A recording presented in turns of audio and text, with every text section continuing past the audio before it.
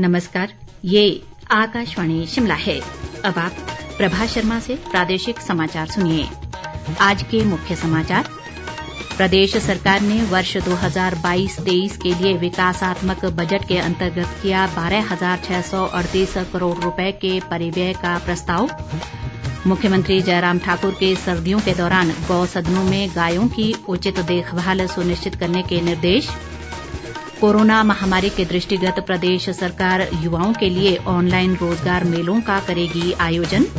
और प्रदेश कांग्रेस अध्यक्ष कुलदीप सिंह राठौर ने कहा, पार्टी में कोई गुटबाजी नहीं, एकजुट होकर लड़ेगी विधानसभा चुनाव।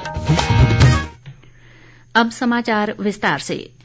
मुख्यमंत्री जयराम ठाकुर ने कहा है कि प्रदेश सरकार ने प्रभावी वित्तीय प्रबंधन और संसाधन आवंटन के फलस्वरूप वर्ष 2022-23 के विकासात्मक बजट के तहत 12,638 करोड़ रुपए का परिव्यय प्रस्तावित किया है।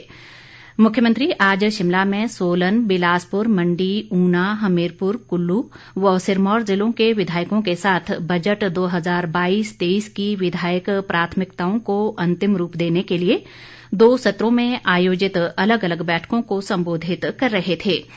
मुख्यमंत्री ने इस मौके पर कहा कि राज्य सरकार ने बीते 4 सालों के दौरान समाज के हर वर्ग के कल्याण और समग्र विकास के लिए सभी प्रयास किए हैं।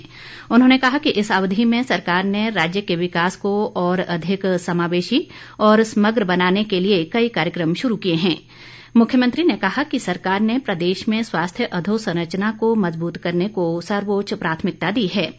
उन्होंने कहा कि पिछली सरकार के 5 वर्षों के कार्यकाल के दौरान विधायक प्राथमिकता योजनाओं के क्रियान्वयन के लिए लगभग 2,364 करोड़ रुपए का प्रावधान किया गया था, जबकि वर्तमान सरकार के पहले 4 वर्षों के लिए ही 3,183 करोड़ रुपए से अधिक प्रावधान किया गया।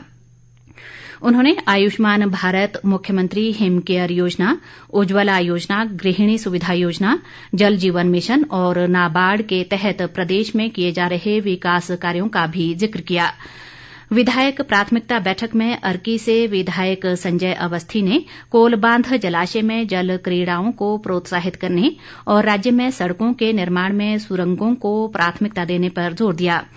विधायक लखविंदर राणा ने विकास योजनाओं की डीपीआर तेजी से बनाने, विधायक परमजीत सिंह पम्मी ने अपने चुनाव क्षेत्र में जल शक्ति विभाग को पाइपों की आपूर्ति सुनिश्चित करने और विधायक धनीराम शांडिल ने सड़कों के निर्माण में तेजी लाने का सुझाव दिया। विधायक जेआर कटवाल ने अपने चुनाव क्षेत्र में और अधिक स्वास्थ्य केंद्र खोलने, सुभाष ठाकुर ने बिलासपुर बस अड्डे को स्तरोन्नत करने और रामलाल ठाकुर ने सिंचाई सुविधाओं को बढ़ाने पर जोर दिया।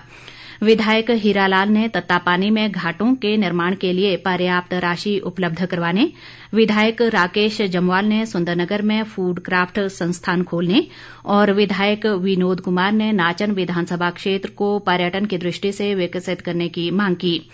विधायक जवाहर ठाकुर, प्रकाश राणा, इंद्र सिंह गांधी और कर्नल इंद्र सिंह ने भी अपने अपने क्षेत्र की प्राथमिकताएं गिनाई। मुख्यमंत्री जयराम ठाकुर ने सर्दियों के दौरान गौ सदनों में गायों की उचित देखभाल सुनिश्चित करने के लिए विशेष प्रयास करने के निर्देश दिए हैं। मुख्यमंत्री आज शिमला जिला के सुन्नी में गौ सदन के वर्चुअल उद्घाटन के अवसर पर लोगों को संबोधित कर रहे थे। इस गौ सदन का निर्माण 2 करोड़ 22 लाख रुपए की लागत से किया गया है। मुख्यमंत्री ने इस अवसर पर लोगों से गौ अभ्यारण्य और गौ सदनों में योगदान देने के लिए आगे आने का आह्वान किया। उन्होंने कहा कि सरकार ने बेसहारा गायों को आश्रय देने और चारे की व्यवस्था के लिए हिमाचल प्रदेश गौ सेवा आयोग का गठन किया है। साथ ही गौ अभ्यारण्य और गौ सदनों की स्थापना तथा सुदृढ़ीकरण के लिए 31 करोड़ रुपए से अधिक की राशि भी जारी की है। मुख्यमंत्री ने कहा कि प्रदेश में इस समय 220 गौ सदन निजी क्षेत्र में चल रहे हैं। इनमें से 127 गौ सदन प्रदेश गौ सेवा आयोग में पंजीकृत हैं। शहरी विकास मंत्री सुरेश भारद्वाज ने कहा है कि राजधानी शिमला की विभिन्न समस्याओं के समाधान और शहर के लोगों को राहत प्रदान करने के लिए प्रदेश सरकार GIS आधारित विकास योजना लागू करेगी। सुरेश भारद्वाज आज शिमला विकास योजना के अंतिम प्रारूप पर चर्चा के लिए आयोजित नगर नियोजन विभाग की बैठक को संबोधित कर रहे थे। उन्होंने कहा कि 40 वर्षों के बाद शिमला विकास योजना का प्रारूप तैयार किया जा रहा है, जो अपने आप में ऐतिहासिक है। उद्योग मंत्री बिक्रम सिंह ठाकुर ने कहा है कि प्रदेश सरकार कोरोना की स्थिति को देखते हुए राज्य में युवाओं को रोजगार के और अधिक अवसर प्रदान करने के लिए ऑनलाइन रोजगार मेलों का आयोजन करेगी। बिक्रम ठाकुर आज शिमला में उद्योग जगत के विभिन्न प्रतिनिधियों की एक बैठक को संबोधित कर रहे थे। उन्होंने कहा कि कोरोना महामारी के कारण रोजगार मेलों के आयोजन में बाधा आई है। उद्योग मंत्री ने कहा कि श्रम व रोजगार विभाग से संबंधित डाटा भी ऑनलाइन उपलब्ध करवाया जाएगा। उन्होंने अधिकारियों को उद्यमियों की विभिन्न समस्याओं के समाधान के लिए और सक्रिय दृष्टिकोण के साथ कार्य करने के निर्देश दिए। प्रदेश कांग्रेस अध्यक्ष कुलदीप सिंह राठौर ने कहा है कि पार्टी पिछले 3 सालों में सशक्त बनकर उभरी है। उन्होंने कहा कि कांग्रेस में कोई गुटबाजी नहीं है और पार्टी आगामी विधानसभा चुनाव एकजुट होकर लड़ेगी। कुलदीप सिंह राठौर आज शिमला में बतौर प्रदेश कांग्रेस अध्यक्ष 3 वर्ष का कार्यकाल पूरा करने के मौके पर शिमला शहरी कांग्रेस कमेटी द्वारा आयोजित कार्यक्रम को संबोधित कर रहे थे। राठौर ने कहा कि उन्होंने अपने कार्यकाल के दौरान पार्टी के हर कार्यकर्ता को सक्रिय बनाने का प्रयास किया। इसी का नतीजा है कि कांग्रेस हाल ही में हुए 4 उपचुनाव में जीत दर्ज करने में सफल रही। राठौर ने पार्टी कार्यकर्ताओं को सचेत किया कि भाजपा उपचुनाव में हार से आहत हुई है और भविष्य में वो कांग्रेस के लिए और बड़ी चुनौती पेश कर सकती है। उन्होंने ये भी कहा कि कांग्रेस प्रदेश में चुनाव के लिए कभी भी तैयार है। आकाशवाणी शिमला के क्षेत्रीय समाचार एकांश द्वारा प्रत्येक सोमवार को अमृत महोत्सव क्विज आकाशवाणी समाचार के साथ कार्यक्रम शुरू किया गया है।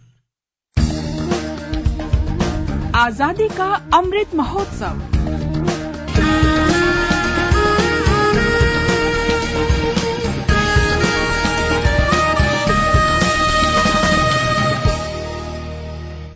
आज का प्रश्न है, भारत में स्वराज की मांग सर्वप्रथम किन सुप्रसिद्ध स्वतंत्रता सेनानी द्वारा की गई थी? आप अपना जवाब हमें इस बुलेटिन के समाप्त होते ही हमारी ईमेल adnewsshimla@gmail.com पर भेज सकते हैं। जवाब देते समय श्रोता अपना स्थान, मोबाइल नंबर और फोटो भी साथ भेजें। ईमेल पर सबसे पहले जवाब देने वाले 10 श्रोताओं में से लक्की ड्रॉ के माध्यम से विजेता का चयन किया जाएगा। विजेता का नाम कल शाम इसी समय समाचार बुलेटिन में प्रसारित होगा। पुरस्कारों के लिए सहयोग दे रहे हैं हिम ऊर्जा हिमाचल प्रदेश। चलो अब अक्षय ऊर्जा अपनाएं, अपने प्रदेश को आगे बढ़ाएं। अधिक जानकारी के लिए अपने निकटतम हिम ऊर्जा कार्यालय से संपर्क करें। मुख्यमंत्री जयराम ठाकुर ने 108 और 102 एम्बुलेंस कर्मियों को आश्वासन दिया है कि उनकी समस्याओं का जल्द हल निकाला जाएगा। मुख्यमंत्री आज शिमला में उनसे मिलने आए इन एम्बुलेंस सेवा के कर्मियों को संबोधित कर रहे थे। 108 और 102 एम्बुलेंस कर्मी महासंघ के अध्यक्ष पूर्ण चंद ने इस मौके पर कहा कि इस सेवा को चला रही नई कंपनी ने 11 साल पुराने कर्मचारियों को नौकरी से निकाल दिया है। उन्होंने कहा कि सरकार को नई कंपनी से करार करते समय पहले से काम कर रहे कर्मियों के हितों का ध्यान रखना चाहिए था। सर्दियों का मौसम आरंभ होते ही जनजातीय जिला लाहौल स्पीति की लाहौल घाटी में उत्सवों और त्योहारों का दौर आरंभ हो जाता है। लाहौल घाटी में इन दिनों हालड़ा उत्सव की धूम है। ये उत्सव घाटी के अलग अलग क्षेत्रों में अलग अलग समय में मनाया जाता है। इन दिनों गाहर घाटी में नववर्ष के आगमन के उपलक्ष्य में ये उत्सव मनाया जा रहा है। इस बीच तकनीकी शिक्षा व जनजातीय विकास मंत्री डॉक्टर रामलाल मारकंडा ने हालड़ा उत्सव के मौके पर जिलावासियों को बधाई दी है और उनके सुख व समृद्धि की कामना की है। अंत में मुख्य समाचार एक बार फिर। प्रदेश सरकार ने वर्ष 2022-23 के लिए विकासात्मक बजट के अंतर्गत किया 12,638 करोड़ रुपए के परिव्यय का प्रस्ताव। मुख्यमंत्री जयराम ठाकुर के सर्दियों के दौरान गौ सदनों में गायों की उचित देखभाल सुनिश्चित करने के निर्देश। कोरोना महामारी के दृष्टिगत प्रदेश सरकार युवाओं के लिए ऑनलाइन रोजगार मेलों का करेगी आयोजन। और प्रदेश कांग्रेस अध्यक्ष कुलदीप सिंह राठौर ने कहा, पार्टी में कोई गुटबाजी नहीं, एकजुट होकर लड़ेगी विधानसभा चुनाव। इसी के साथ ये समाचार बुलेटिन समाप्त हुआ। नमस्कार।